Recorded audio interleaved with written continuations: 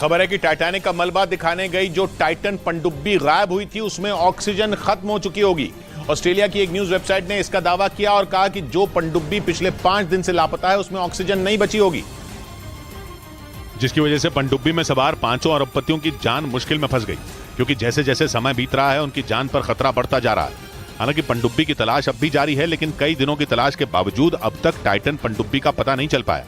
एक रोज पहले ही यह दावा किया गया था कि पनडुब्बी में सिर्फ 90 घंटे की ऑक्सीजन बची थी और उसके लापता होने के बाद 90 से ज्यादा घंटे बीत चुके हैं। मतलब साफ है, पनडुब्बी में ऑक्सीजन नहीं है, ऐसे में उसमें सवार लोगों का बचना नामुमकिन है।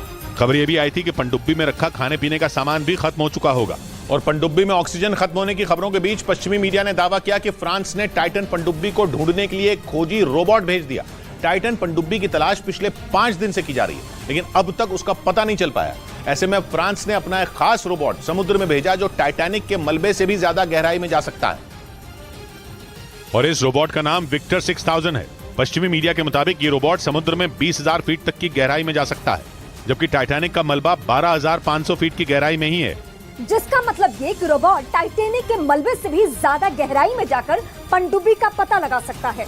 बताया गया कि ये रोबोट किसी भी तरह की केबल काटने और पानी के अंदर फंसे हुए जहाज को छुड़वाने में सक्षम है, जो एक दिन पहले टाइटन पनडुब्बी की तलाश में जुट गया, लेकिन उस पनडुब्बी का कोई सुराग नहीं मिल पाया।